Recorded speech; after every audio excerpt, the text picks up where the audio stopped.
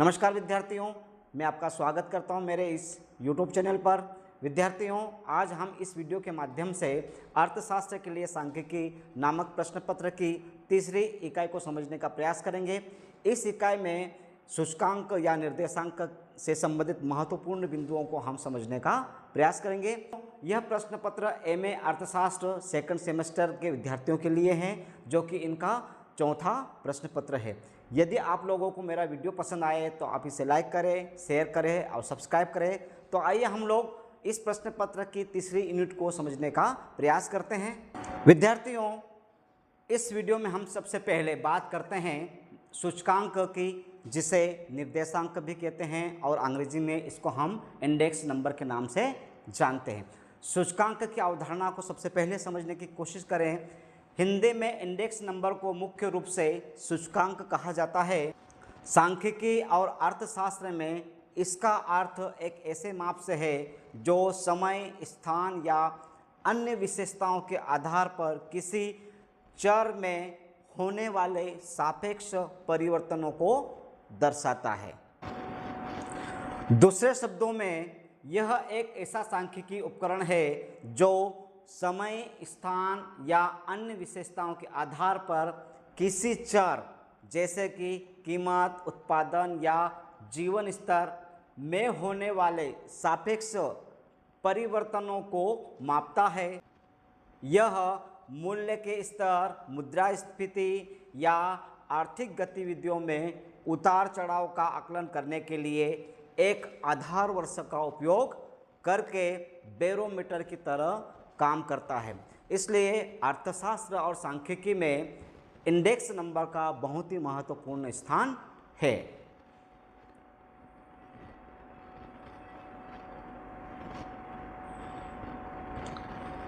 सूचकांक या इंडेक्स के महत्वपूर्ण बिंदुओं पर हम बात करते हैं। इसका पहला महत्वपूर्ण बिंदु है नंबर 1, सापेक्ष माप। यह किसी वस्तु की कीमत, मात्रा या उत्पादन में होने वाले शुद्ध बदलाव को प्रतिशत के रूप में स्पष्ट करता है या उसका माप करता है। नंबर 2, तुलना का आधार। इसमें किसी एक वर्ष को आधार माना जाता है जिसका मान 100 रखा जाता है।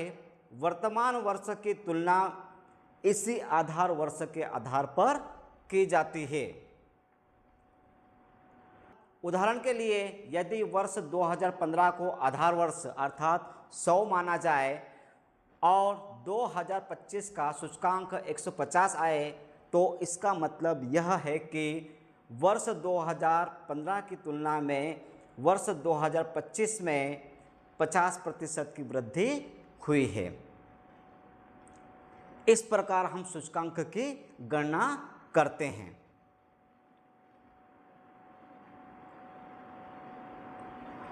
अब हम बात करते हैं सूचकांक कितने प्रकार के होते हैं। सूचकांक के प्रकारों में पहला प्रकार है कीमत सूचकांक, जिसको अंग्रेजी में बोलते हैं प्राइस इंडेक्स। वस्तुओं की कीमतों में बदलाव को मापता है, जैसे उपभोक्ता मूल्य सूचकांक और थोक मूल्य सूचकांक। यह कीमत सूचकांक के उदाहरण है। नंबर 2, मात्रा सूचकांक। उत्पादन या बिक्री की भौतिक मात्रा में जो बदलाव को मापता है उसे हम मात्रा सूचकांक के नाम से जानते हैं। नंबर 3, मूल्य सूचकांक वैल्यू इंडेक्स। यह कीमत और मात्रा दोनों के संयुक्त प्रभाव को मापता है, अर्थात कीमत में कितना परिवर्तन हुआ, उत्पादन में कितना परिवर्तन हुआ, इन दोनों को संयुक्त रूप से मापने वाले को हम लोग मूल्य सूचकांक के नाम से जानते हैं। इसके बाद हम बात करते हैं सूचकांक के अनुप्रयोग की, एप्लीकेशंस ऑफ इंडेक्स नंबर। सबसे पहले हम बात करते हैं मूल्य प्रवृत्तियों को मापना। थोक कीमत सूचकांक और उपभोक्ता कीमत सूचकांक के माध्यम से वस्तुओं और सेवाओं की कीमतों में बदलाव और महंगाई की दर का पता लगाने के लिए इसका उपयोग किया जाता है। नंबर 2, जीवन यापन की लागत का आकलन। कर्मचारियों के वेतन निर्धारण और महंगाई भत्ता, जिसे DA कहते हैं, को समायोजित करने में भी सूचकांक का उपयोग किया जाता है। नंबर 3 आर्थिक बैरोमीटर के रूप में काम करता है। देश की संपूर्ण आर्थिक स्थिति, औद्योगिक उत्पादन, कृषि उत्पादन और व्यापारिक गतिविधियों के स्तर को मापने के लिए भी सूचकांक का उपयोग होता है। नंबर 4 शेयर मार्केट का विश्लेषण, सेंसेक्स, निफ्टी जैसे इंडेक्स के माध्यम से शेयर बाजार के प्रदर्शन को भी यह आसानी से ट्रैक करता है।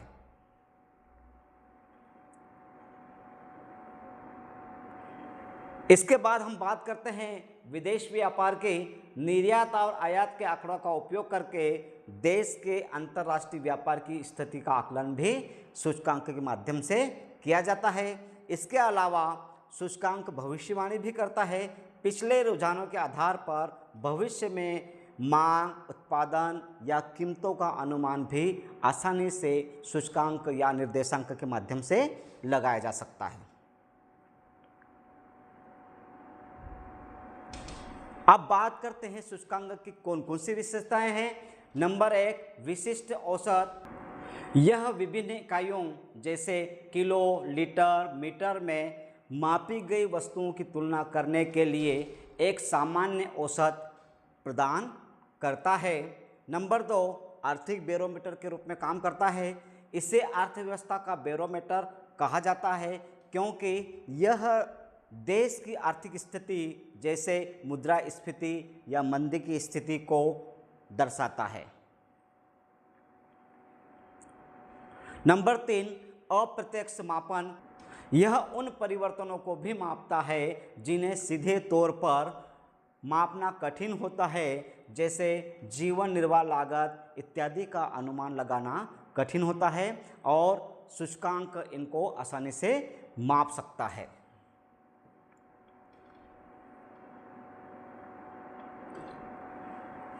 सूचकांक के निर्माण में कौन कौन सी समस्याओं का सामना करना पड़ता है, इस पर हम चर्चा करते हैं। पहली जो समस्या है वो है सूचकांक का उद्देश्य क्या हो। सबसे पहली समस्या यह स्पष्ट करना है कि सूचकांक किसके लिए बन रहा है, जैसे उपभोक्ता मूल्य या थोक मूल्य के लिए। गलत उद्देश्य से गलत डेटा का चयन हो सकता है, अतः उद्देश्य स्पष्ट होना चाहिए। नंबर 2 आधार वर्ष का चयन भी कठिन है। आधार वर्ष सामान्य होना चाहिए, न कि युद्ध, अकाल या आर्थिक उछाल वाला वर्ष। सही सामान्य वर्ष चुनना भी एक चुनौती या समस्या होती है। नंबर 3 वस्तुओं का चयन। यह तय करना कि किन वस्तुओं को शामिल किया जाए बहुत मुश्किल होता है। यदि वस्तुओं की संख्या बहुत अधिक हो तो गणना कठिन हो जाती है और कम हो तो परिणाम गलत होने की संभावना होती है। नंबर 4 मूल्य का चयन। यह चुनना कि थोक मूल्य ले या खुदरा मूल्य। जीवन स्तर सूचकांक के लिए खुदरा और सामान्य मुद्रा स्थिति के लिए थोक मूल्य महत्वपूर्ण होता है। नंबर 5 भार का निर्धारण। हर वस्तु का महत्व समान नहीं होता है।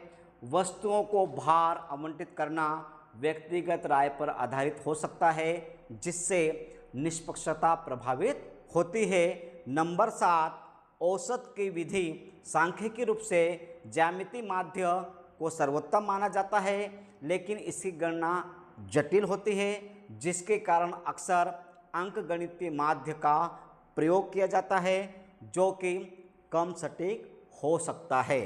नंबर 7 सूत्र का चयन। अलग अलग सूत्र जैसे लेस्पेरे, पासे, फिशर एक ही डेटा को अलग अलग परिणाम दे सकते हैं। फिशर का सूचकांक आदर्श माना जाता है, लेकिन यह खर्चीला और जटिल होता है। नंबर 8 डाटा की उपलब्धता। समय पर सटीक और भरोसेमंद मूल्य डेटा प्राप्त करना एक बड़ी व्यावहारिक समस्या होती है। इस प्रकार से सूचकांक के निर्माण में विभिन्न प्रकार की समस्याओं का सामना करना पड़ता है, चुनौती का सामना करना पड़ता है। इसके बाद हम बात करते हैं श्रृंखला आधारित सूचकांक या निर्देशांक की, जिसे अंग्रेजी में चेन इंडेक्स नंबर कहते हैं। श्रृंखला आधारित सूचकांक एक ऐसी सांख्यिकी विधि है जिसमें आधार वर्ष स्थिर नहीं रहता, बल्कि हर साल बदलता रहता है। इसमें चालू वर्ष के आंकड़ों की तुलना उसके तुरंत पिछले वर्ष से की जाती है। इसे लिंक रिलेटिव भी कहा जाता है, जो कि समय के साथ परिवर्तनों को मापने के लिए अधिक लचीला तरीका प्रदान करता है। श्रृंखला आधारित सूचकांक निर्देशांक की महत्वपूर्ण विशेषता है। नंबर 1, आधार का परिवर्तन, मतलब इसमें आधार हर साल बदलता रहता है। इस विधि में आधार वर्ष हर बार अपडेट होता है, अर्थात पिछले वर्ष को हमेशा आधार वर्ष माना जाता है। यह इसका सूत्र है, जिसमें चालू वर्ष की कीमत बटे गत वर्ष की कीमत गुणित 100 का उपयोग किया जाता है। इसकी दूसरी विशेषता है निरंतरता। इसमें एक सतत श्रृंखला बनती है, जिससे लंबी अवधि में बदलावों को ट्रैक करना आसान होता है। यह विधि आमतौर पर तब उपयोगी होती है जब डेटा की संरचना बदलती रहती है, जैसे कि कुछ वस्तुओं को सूचकांक में जोड़ना हो या कुछ को घटाना हो, तब इसका उपयोग होता है। अब हम यहाँ पर श्रृंखला आधारित इंडेक्स का एक प्रश्न समझने का प्रयास करते हैं। आप लोग थोड़ा सावधानी से ज़रूर समझें, इस प्रकार के प्रश्न आने की संभावना आपकी परीक्षा में है। इस प्रकार का प्रश्न आपके प्रश्न पत्र में आने की संभावना होती है। इसको हम किस प्रकार से हल करें, थोड़ी सी सावधानी जरूर रखिएगा।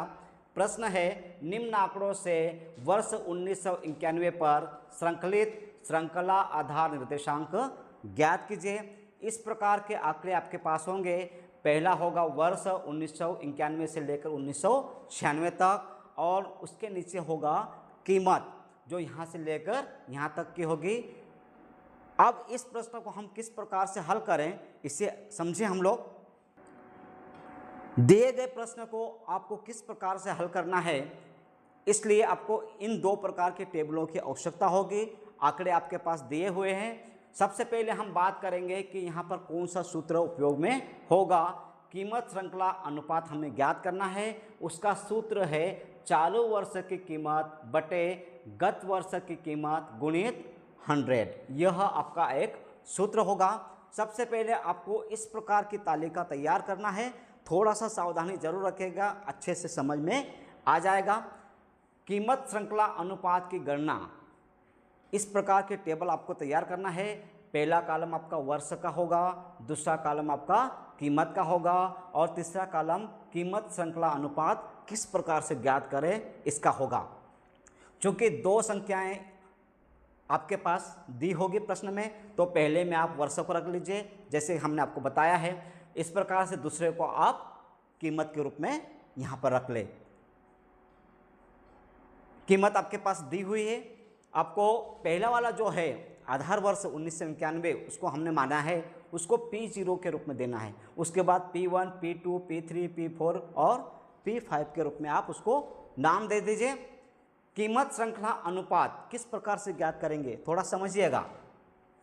I अर्थात इंडेक्स बराबर P1 बटे PR। यहाँ P1 का मतलब चालू वर्ष की कीमत से लिया है। यह आंकड़ा बदलता रहेगा, P1, P2, P3, P4, P5 तक चलेगा।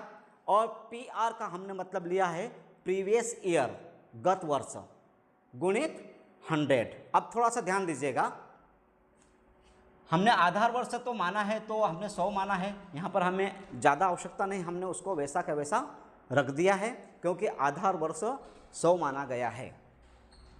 अब इसके बाद नंबर 2 पे चलते हैं हम लोग। इंडेक्स 01। इंडेक्स 01 हमने P1 बटे P0, आपका ये P1 है और ये P0 हो, इसमें इसका भाग दे दिया हमने। P1 बटे P0 गुणित 100, तो आपका 300 बटे 240 ये आ गया आपका, गुणित 100। हमने इसमें इसका भाग दे दिया और 100 का गुणा कर दिया, तो हमें 125 प्राप्त हो गया। इसी प्रकार से हम चलते हैं आगे। I12 यहाँ पर P2 हो गया, P2 बटे P1, मतलब 288 बटे 300, 288 बटे 300 गुणित 100। 288 में 300 का भाग दिया और 100 का गुणा किया तो हमें 96 प्राप्त हो गया। इसी प्रकार से हम आगे बढ़ते हैं। I23 बराबर P3 बटे P2 गुणित 100, 360 बटे 288, 360 बटे 288 गुणित 100 बराबर 125। इसी प्रकार से I34 इक्वल टू P4 बटे P3, 480 बटे 360, यह हमारा P4 है, ये P3 है, गुणित 100 बराबर 133.3।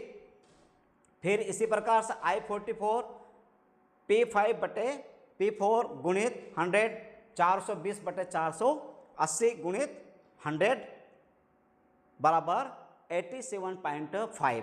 इस प्रकार से हमने क्या ज्ञात कर लिया, ये जो हमें ज्ञात हुआ है वह हमारा कीमत श्रृंखला अनुपात हमें प्राप्त मिल गया है। आपको सावधानी से ज्ञात करना है। इसके आधार पर हम इस दूसरे टेबल का निर्माण करेंगे। आधार 1991 पर श्रृंखलित कीमत श्रृंखला निर्देशांक की टेबल जो बनेगी हमारे पास, हमने वर्षों को वैसा का वैसा रख दिया हमने। फिर हमने श्रृंखला आधार निर्देशांक जो हमें यहाँ पर ज्ञात हुआ था उसको रख दिया। सबसे पहला वाला हमारा 100 है, हमने यहाँ पर 100 को रख दिया। दूसरा ये है 3, ये और ये हमने यहाँ पर इनको यथावत रख दिया है। और हमने इसको इंडेक्स का नाम, ये वाला नाम हमने यहाँ पर लिख दिया है। अब आगे बढ़ते हैं हम लोग। परिवर्तन किस प्रकार का होगा, तो यहाँ पर तो निरंक बताया है और यहाँ पर भी हमने निरंक बताया है। हमने दोनों को यहाँ पर ऐसा कैसा रख दिया है। अब हम बात करते हैं 1993 के, तो यहाँ पर I01 गुणित I12 की बात करते हैं। तो I01 आपका है 125, तो हमने यहाँ 125 कर दिया। और I12 हमारा जो है वो 96 है, हमने यहाँ पर 96 का गुणा कर दिया और बटे 100 है तो ये हमारा 100 हो गया। इसमें इसका गुणा किया और उसमें 100 का भाग हमने दिया तो हमें 120 प्राप्त हो गया। अब फिर आगे बढ़ते हैं हम लोग। I02 कहाँ से प्राप्त होगा, ये वाला भाग हम यहाँ पर लेके गए, गुणित I23 125 हमारे पास है, ये 125 हमारे पास है, हमने इसका गुणा कर दिया, बटे 100 जो कि सूत्र में है। 120 में 125 का हमने गुणा कर दिया और हमने 100 का भाग दे दिया, तो हमें क्या प्राप्त हो गया 150। ये I03 के रूप में हमें प्राप्त हो गया।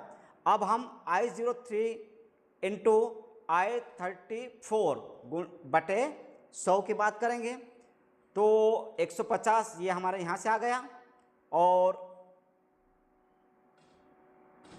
ये वाला जो भाग है हमने इसको यहाँ पर रख दिया, ये दोनों संख्या बटे 100, तो हमें 200 प्राप्त हो गया। इसी प्रकार से I04 गुणित I45 बटे 100, ये 200 हमने यहाँ से प्राप्त कर लिया, गुणित 87.5 यहाँ से प्राप्त किया बटे 100, तो ये हो गया 175। इस प्रकार हमने इन दो टेबलों के माध्यम से कीमत श्रृंखला अनुपात आसानी से ज्ञात कर लिया।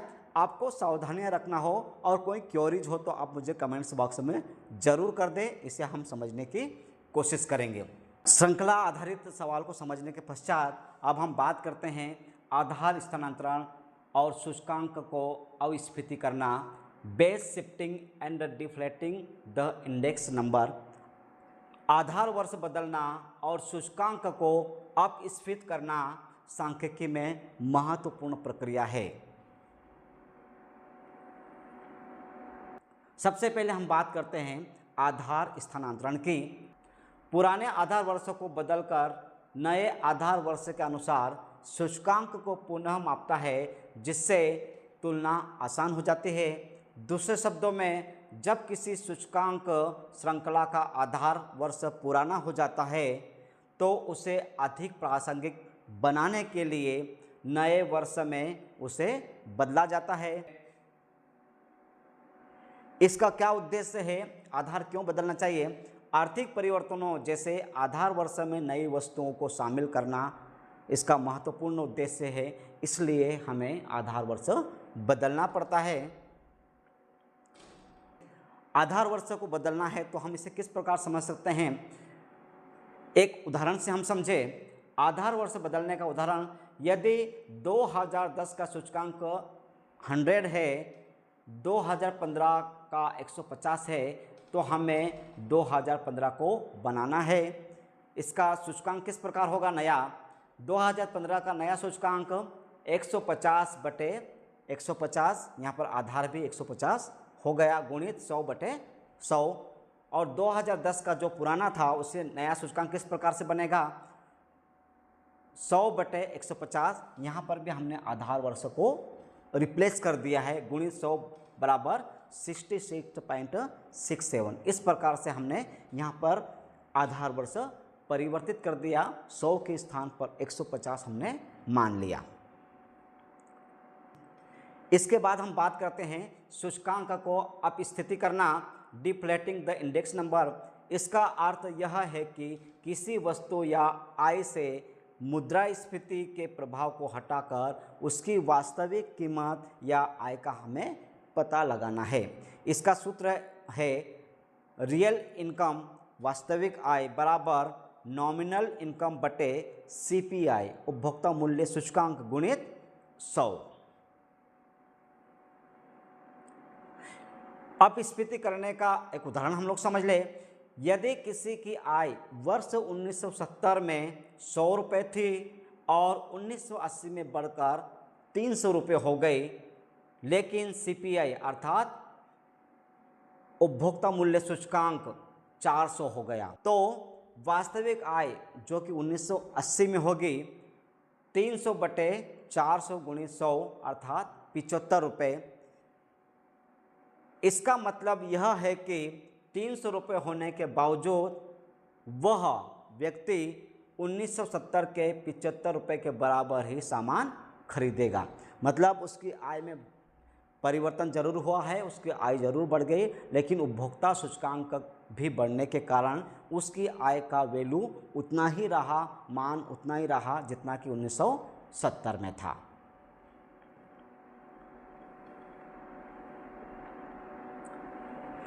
अब हम बात करते हैं जीवन निर्वाह लागत सूचकांक की, cost of living index number की। जीवन निर्वाह लागत सूचकांक एक सांख्यिकीय उपकरण है जो आवास, भोजन, स्वास्थ्य सेवा और परिवहन जैसी आवश्यक वस्तुओं एवं सेवाओं के लिए विभिन्न समय या स्थानों के बीच रहने की सापेक्ष लागत को मापता है।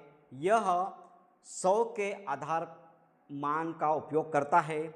100 से ऊपर का आंकड़ा अधिक महंगाई को दर्शाता है और 100 से कम के नीचे का कम खर्चीली स्थिति को दर्शाता है।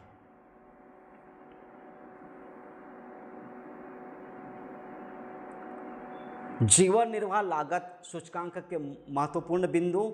नंबर 1, उद्देश्य मुद्रास्फीति को मापना और यह पता लगाना कि समय के साथ जीवन स्तर बनाए रखने के लिए कितनी आय की आवश्यकता है। नंबर 2, इसकी गणना विधि किस प्रकार की है? इसके लिए भारित समग्र विधि वेटेड एग्रीगेट मेथड का उपयोग किया जाता है, जिसका सूत्र आपके समक्ष है सिग्मा P1W बटे सिग्मा P0W गुणित 100, जहाँ पर P1 वर्तमान मूल्य को दर्शाता है, P0 आधार वर्ष के मूल्य को दर्शाता है और W को हमने वेट या भार के रूप में महत्व दिया है। नंबर 3, प्रमुख सूचकांक भारत के संदर्भ में। भारत में उपभोक्ता मूल्य सूचकांक द्वारा खुदरा मुद्रास्फीति को मापी जाती है। नंबर 4, आधार वर्ष। सांख्यिकी मंत्रालय के अनुसार वर्तमान में उपभोक्ता मूल्य सूचकांक के लिए नया आधार वर्ष जो कि 2024 के लिए है बराबर 100 माना गया है। जीवन निर्वाह लागत सूचकांक की गणना के महत्वपूर्ण घटक कौन कौन से हैं, इसे समझें। नंबर 1, वस्तुओं और सेवाओं की टोकरी, जिसमें भोजन, आवास, परिवहन, शिक्षा आदि शामिल हैं, जो कि जीवन निर्वाह लागत सूचकांक की गणना का महत्वपूर्ण घटक है। नंबर 2, भार, उपभोग पैटर्न के आधार पर प्रत्येक वस्तु को उसका महत्व दिया जाता है, वेट दिया जाता है। नंबर 3, मूल्य डेटा, चयनित क्षेत्रों से खुदरा मूल्यों का संग्रह भी जीवन निर्वाह लागत सूचकांक के माध्यम से किया जाता है। यह सूचकांक सरकार के लिए वेतन संशोधन और मौद्रिक नीति बनाने में एक महत्वपूर्ण भूमिका निभाता है।